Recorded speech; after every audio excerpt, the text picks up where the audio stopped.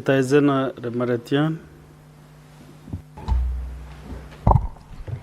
Thank you, Mr. Speaker.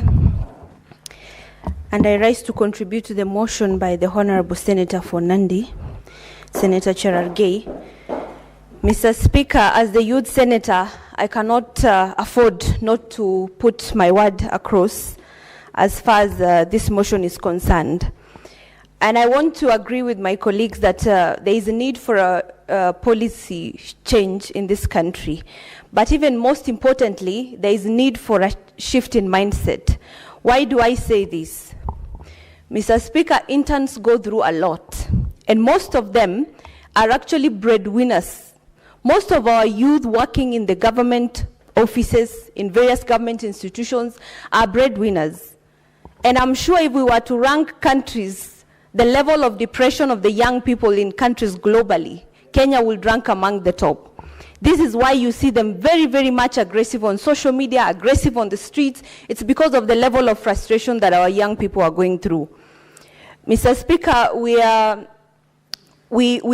need a shift in mindset in our country as far as the administration is concerned.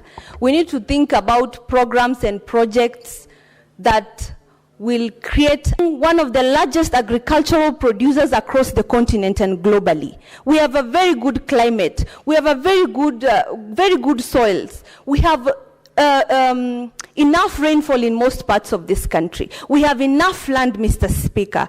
And if we are able to convert these idle, huge tracts of land into agricultural fields, into plantations, we are able to secure the future and the future of our country as far as food security is concerned. It is so painful when I see sometimes that we have to import maize, we have to import some agricultural produce, when in reality, many of our young people are sitting idle. And these are hardworking people, because I know most of the youth right now are late millennials and Gen Zs. These are people who are very hardworking and can get into business. Mr. Speaker, I've just come back from Ethiopia, and we realized that Ethiopia has beaten us as far as agriculture is concerned, because we were there with our Agriculture, Livestock and Fisheries Committee. There is a policy in Ethiopia that the administration has put in place that restricts land fragmentation. And what is the consequence of this? The consequence is that we have enough land for production, and citizens are constricted into planned housing development. And once you put citizens to live at a certain place, we have enough land for people to produce. And shockingly, Mr. Speaker, in Ethiopia, agriculture is making up over 50% of the country's GDP. Now, you tell me, how much would Kenya make, given that we are gifted in everything? We have minerals, we have the manpower, we have brains. Our youth have brains. They are able to spur development in this country and take us to the next level. Mr. Speaker, I also believe that the government has done quite a lot as far as trying to reduce the level of unemployment in this country. But who is talking about it? Who is marketing what the government has done? How many people are talking about the programs that are put in place? Who is this bridging the gap between the government and the youth? Because there is clearly a huge gap. When you hear the president talking about the things he has done to secure the future of this country, to secure the youth, and you ask yourself, so who is telling the youth what is being done? Because they are totally oblivious. There is need, in my view, there is need to create an independent ministry for the youth affairs. Because, Mr. Speaker, the youth make up the largest demographic in this country. We make up the largest voting bloc in this country. We make up over 75% population of Kenya. That means we cannot afford to have the youth ministry, the youth affairs being put under, and I don't know, the under culture and sports. Those are very diverse things. I don't even see the correlation between the three. If we have an independent youth ministry, we are able to have a budget for the youth, we are able to streamline all government operations through the ministry so that we are able to take care of the business of the youth, because it's a very huge business, Mr. Speaker.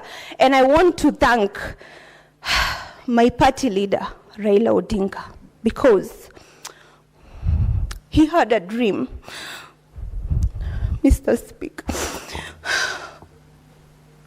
Baba had a dream in the last campaigns, and he wanted the Ministry of Youth to be an independent ministry.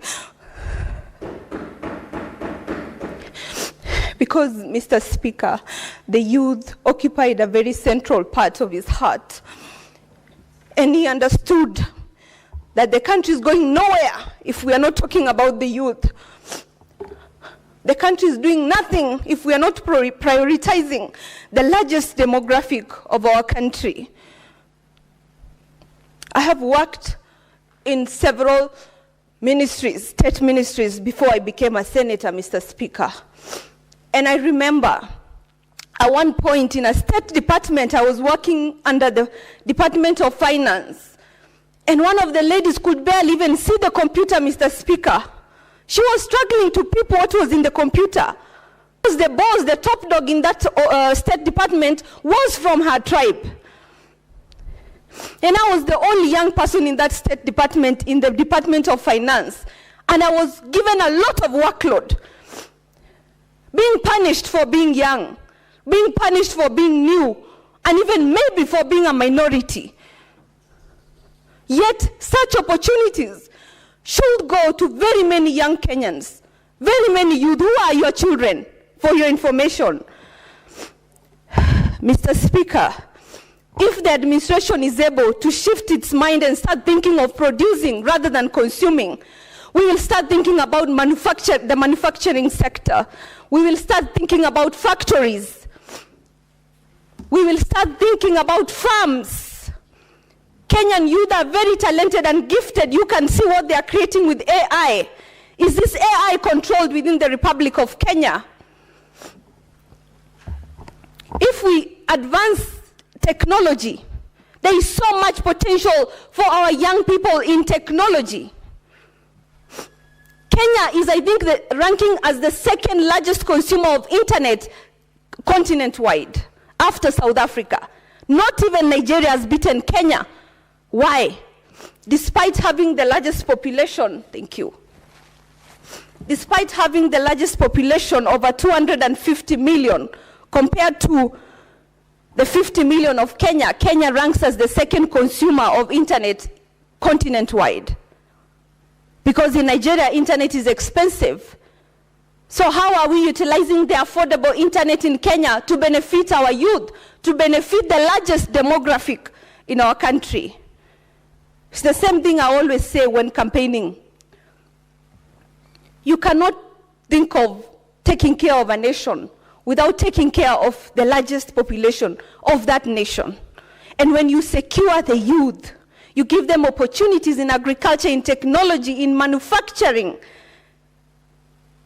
We will be killing so many birds with one stone. One, we will be securing the future of Kenya as far as food is concerned. We will no longer be borrowing. Isn't it shameful for a nation to borrow food from outside when our youth are sitting idle? When we have land sitting idle? We should be thinking of projects in water, providing water to nomads in the north so that we can farm with our lands. How many investors are coming to set up factories in Kenya? What are we doing with our policies to ensure that our country is an attractive destination for manufacturing?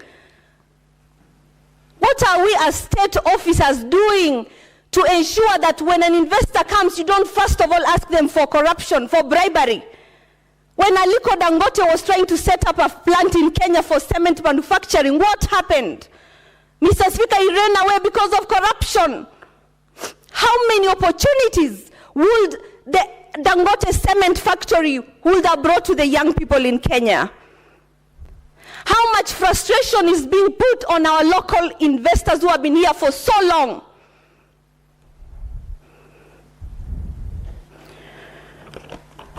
Mr. Speaker, there is a need to start thinking of our youth as our children, as people deserving of a decent life, a decent wage bill, decent employment. There is need for NYS to be made mandatory, and these young people paid something while they are in school.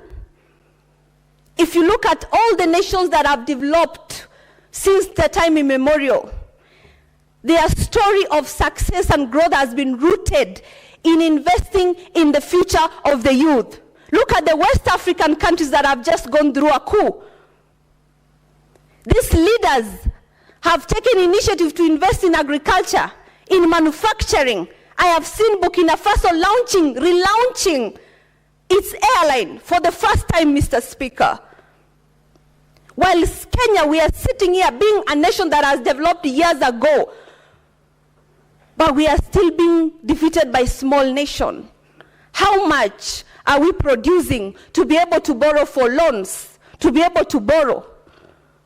Personally, I'm very embarrassed to borrow something when I know I can actually get my hands in the mud and get it. I have sold pancakes and mandazis because I couldn't get a job in this government, because I did not know anybody. When I speak for the youth, it's because I have lived and walked this journey. And this was like 6 years ago. It was not long, Mr. Speaker. In this country, we must shun nepotism. We must shun tribalism. My fellow senators, be ready to employ somebody whom you are not related to.